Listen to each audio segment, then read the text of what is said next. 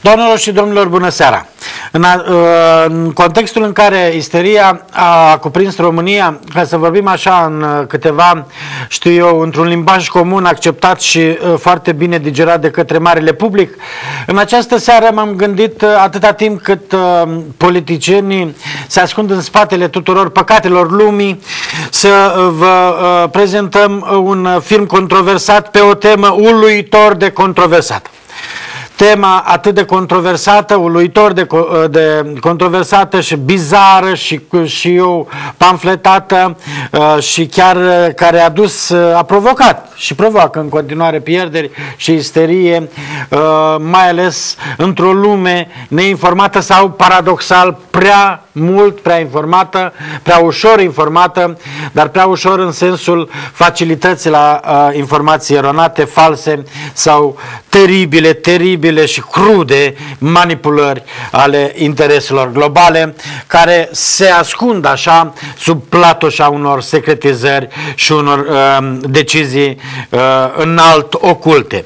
De ce vor autoritățile vaccinare obligatorie? O întrebare și v-ați dat seama despre ce este vorba, că subiectul nu este de glumă cu el. Este un subiect puternic, viguros și un subiect care cu siguranță va crea mai departe tot felul de teorii.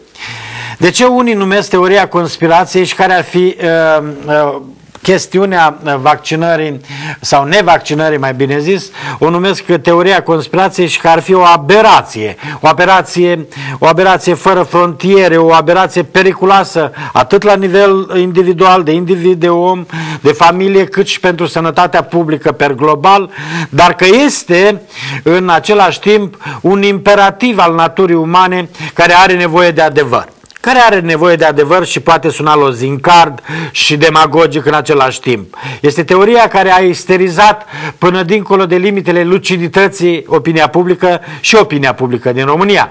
O opinie publică aproape profană în multe situații, dar deșteaptă și doctorată peste noapte, pentru că așa îi spune ei Facebook-ul sau celelalte canale media. Cea mai recentă însă analiză extinsă a fost făcută de Institutul de Medicină Publică a Statelor Unite împreună cu mai mulți experți și a dus la concluzia că informațiile din aceste studii luate la oaltă, globale, adunate, sedimentate și decorticate, etapă cu etapă, nu susțin existența unei asocieri cauzale între vaccinuri și autism. Cine plătește, deocamdată vorbim de autism și nu de celelalte mari păcate ale lumii. Cine plătește pe partea elaltă? Vin cârcotașii, scepticii, cei care cred în teoriile oculte, teoriile conspirațiilor, care spun imediat, ca șarpele pe jăratic, cine plătește acești experți? Vine întrebarea din partea scepticilor, legitimă într-un fel. Tot Big Pharma, tot asociații medicale care la fel se compromit atunci când devin prea lacume, nu știm, dar aici este vorba de viața a milioane de oameni. Totul este pentru profit și aceasta este una dintre cele mai profitabile industrii. Mă refer la industria farmaceutică. Cele mai profitabile industrii planetare care, precum se știe, puțin știu sau chiar mai mulți, o industrie care poate genera chiar și un alt război mondial, adică al treilea sau al patrulea sau al cincilea. Atât e de puternică financiar această industrie farmaceutică. La noi, în scumpa noastră patrie, legea privind vaccinarea obligatorie a copiilor este aproape gata. Oficialii din domeniul sănătății mai având de lucru la capitolul sancțiuni pentru părinții care refuză să-și imunizeze copiii. Potrivit profesorului Alexandru Rafila, președintele Societății Române de Microbiologie, actul normativ care va fi pus în dezbaterea publică prevede o serie de vaccinuri obligatorii, pe listă fiind incluse cele împotriva difteriei, tetanusului, rujeolei, rubeolei, oreonului, hepatitei B și a infecției cu haemopilus, în fine. Sancțiunile pot fi introduse după o perioadă în care lumea se informează. Mă refer la sancțiunile împotriva părinților care nu se supun, sau familiilor, sau în fine oamenilor care nu se supun. Nu mai apar sincope, și atunci când nu mai apar sincope în aprovizionarea cu vaccinuri, există comitete tehnice care să facă un fel de consiliere, adică să se pună întâi bazele infrastructurii ca să se asigure un program coerent și nu să se înceapă întâi cu sancțiunile, chiar dacă vor fi anumite sancțiuni grave, dure, ele vor fi introduse progresiv.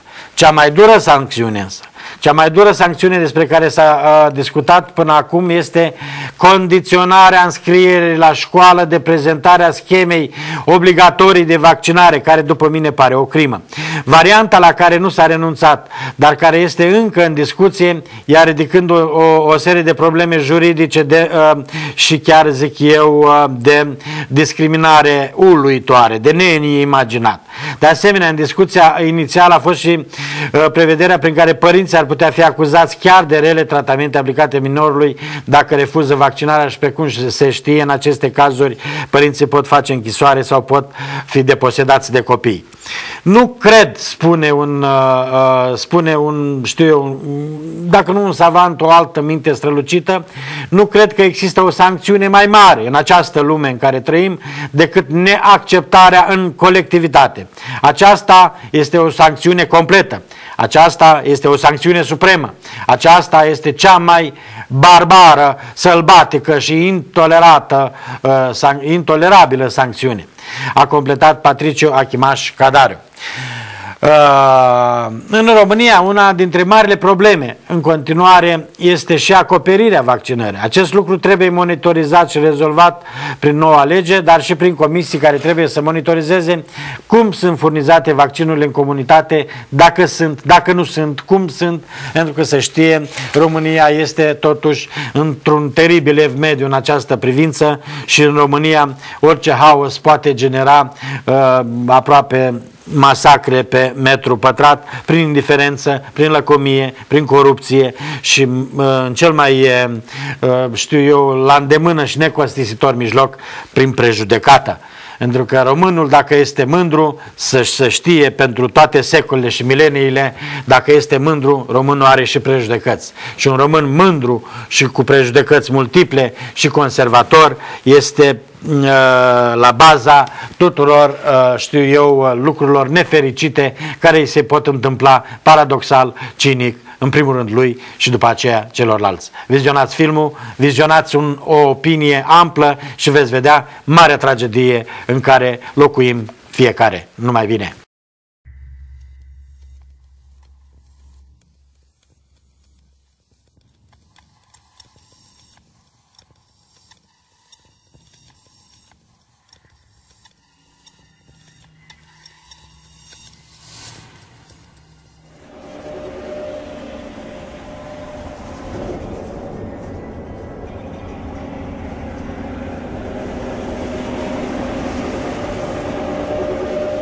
I never could have imagined that at the age of 33, this is where I would be in life. It all seems like one giant blur to me, how everything happened, how I got here. After experiencing everything I've seen, everything I've heard, and everything I have felt, I wish more than anything that I could go back in time and stop this tragedy from the day it started.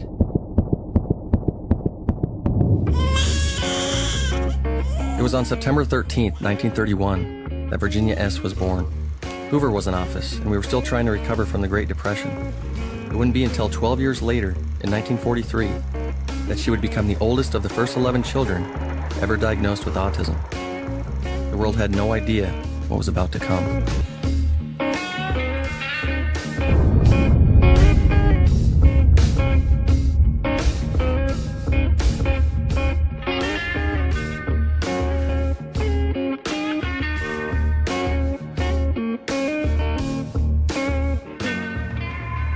I have a dream that one day this nation will rise up and live out the true meaning of its creed.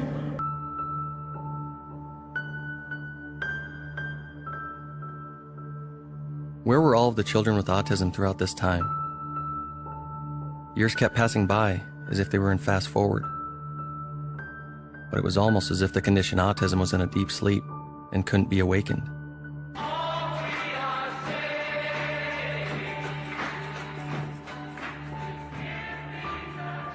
History would give us many opportunities to learn from our mistakes, if only our eyes had been open. But time wasn't waiting for us to learn any lessons. The People's Court. In 1988, the movie Rain Man would be the first to finally introduce the general public to the word autism. What, is he crazy? No, Is he retarded? not exactly. He's not crazy, he's not retarded, but he's here. Well, he's an autistic savant. I don't know what that means. Well, some people like him used to be called idiot savants. They have certain deficiencies, certain abilities. Yeah, but he's retarded. Autistic. People were hearing the word autism for the first time and struggling to understand what it meant. Even though a child psychologist by the name of Lee O'Connor had discovered autism almost 5 decades earlier, it would remain so rare through this entire period that it was simply never talked about. But that was about to change very quickly, when thousands of families' lives were soon to be turned upside down. To end our week of autism coverage, we're going to tell you about one group of very young children being classified on the autism spectrum at what some say is an alarming rate. By the end of this newscast, one more person will be diagnosed with autism. The numbers are going up so quickly, something has to be done. The numbers are staggering, and there's so much fear about autism. There's so much misinformation about autism. The autism epidemic is on the brink of entering a brand new chapter. These numbers represent staggering 57% increase. That is more new pediatric cases than AIDS, diabetes, and cancer combined. For pediatric cases. We need this entire globe to come in and find the cure because this is a global epidemic. New numbers from the CDC showing 1 child in 68 has autism. That means about 1 million children in the United States are now diagnosed with autism. How could this have possibly happened?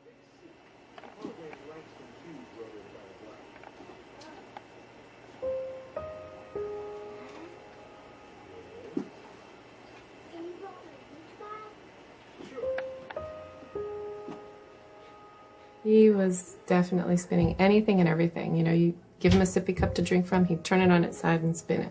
You gave him a plate, he would spin it.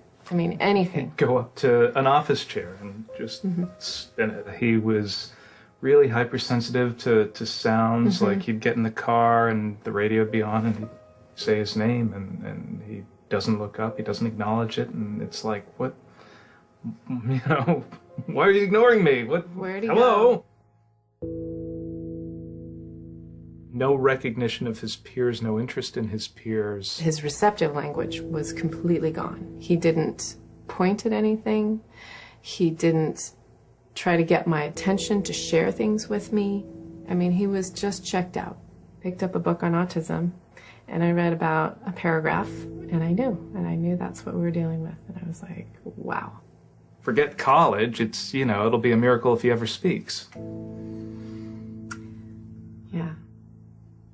I really sincerely believe that the vaccines were a part of his becoming ill and the autism. Is there a link between childhood vaccines and autism? A study of 1,000 kids that did not show a link. Autism-like symptoms after receiving 5 vaccinations in one day. The reason that the doctors in this country are frustrated because, science. listen, all you're doing is you're antagonizing a For over a decade now, many doctors and scientists, and even parents, have been in a raging debate about whether or not childhood vaccines are causing autism. It all began in 1998, when Dr. Andrew Wakefield published a paper merely hinting at a link between the measles, mumps, and rubella vaccine and autism. He would end up learning the hard way, never to question the vaccine program. Breaking news tonight, just hours ago, the British medical journal BMJ did something extremely rare for a scientific journal.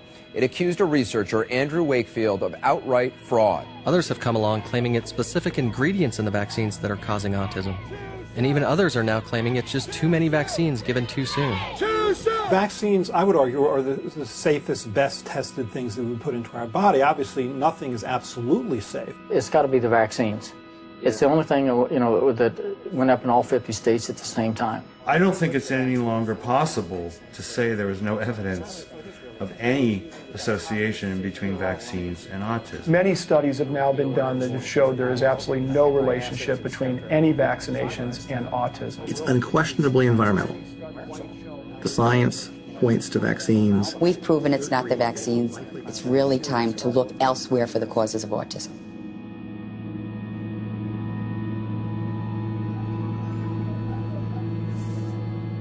Controversial subject, Nancy. Not controversial subject. Well, but controversial for parents who still believe. It is not controversial, Matt. It's time for kids to get their vaccines. If it weren't controversial, you wouldn't be ambushed. No, it's not controversial. I mean, I really mean that. The science is the science. Vaccines are used in the fight against infectious diseases, and many are concerned that without them we would risk the return of diseases such as polio and smallpox. But there is one theory in the vaccine autism debate that is not questioning the vaccines themselves. It questions the mercury-based preservative, thimerosal. Thimerosal, it's an antiseptic preservative, and hasn't that been linked in some cases to autism? Thimerosal was invented by the pharmaceutical company Eli Lilly in the 1920s. Thimerosal doesn't make the vaccine more effective. It's just simply a preservative. It is only added to vaccines, so pharmaceutical companies can be lazy and unsterile during their manufacturing and have a very cheap option to give vaccines shelf life. And having an adequate supply of vaccine is very important. Okay, well, let me follow up on that then. Single-shot vials, does that need thimerosal? No, they don't, but there well, are then why don't we have single-shot There are a vials? lot of manufacturing issues associated with switching over. You need much more filling capacity for the lines. You have all the benefit of vaccine without using mercury. Mercury has always been an option. And even though other options are available, the incredible risk of using thimerosal is taken solely because it's the cheapest. So this theory has nothing to do with the greater good. It has everything to do with the greater greed. In 3 separate cases, a special federal court ruled that thimerosal, a vaccine preservative containing mercury, does not cause autism. Thimerosal was found to be in vaccines at levels far above all mercury exposure guidelines. And 3 of the test cases in what was called the omnibus autism proceeding would represent thousands of parents from the stance that thimerosal had caused their children's autism. For families to be compensated, all they had to prove was that it is possible thimerosal was to blame, and still that argument fell short. The judgment read loud and clear. Thimerosal does not cause autism, except for when it does. The government conceded liability in the case of Hannah Poling, who's now kind of the poster child for the movement. The question is, did childhood vaccines cause a 9-year-old girl from Georgia her autism symptoms? Did they cause it? Over 2 years before the omnibus judgment was made, this same court system had already quietly awarded and replaced Hannah Poling as a potential thimerosal test case. One of the most disturbing things about this case is that the government did in fact settle, but now the case has been sealed. I think the reason they conceded Hannah Poling was so that the records would be sealed and no one would be the wiser. Back in 1999, 8 years before the Hannah Poling case, the Centers for Disease Control had run their initial analysis of thimerosal and found a major association with autism. Transcripts from a secret meeting in 2000 to address these findings were very clear regarding one of their concerns. Then, just over a year later, as we all witnessed a national tragedy, others saw this as an opportunity. There are a lot of tough decisions that will be made as we develop and discuss and debate how to move forward. In November of 2002, Congress passed the Homeland Security Bill, which created the Homeland Security Department. And the whole country woke up the next morning and it was reported that late at night, right before the bill was passed, somebody had slipped in a secret writer that would have dismissed all lawsuits against Eli Lilly and other vaccine companies for having put this mercury-based preservative in vaccines. The exact day the Homeland Security Act was signed, the White House had the Justice Department file a motion to seal all documents related to hundreds of claims that thimerosal and vaccines had caused autism. It was the most ridiculous motion ever filed in federal court, and under pressure, the Bush administration quickly withdrew that. These deceptive acts were raising red flags everywhere. But there is so much more to the thimerosal story. They made a lot of mistakes, and there's a lot of documents they don't want you to see. A story that spans over 8 decades.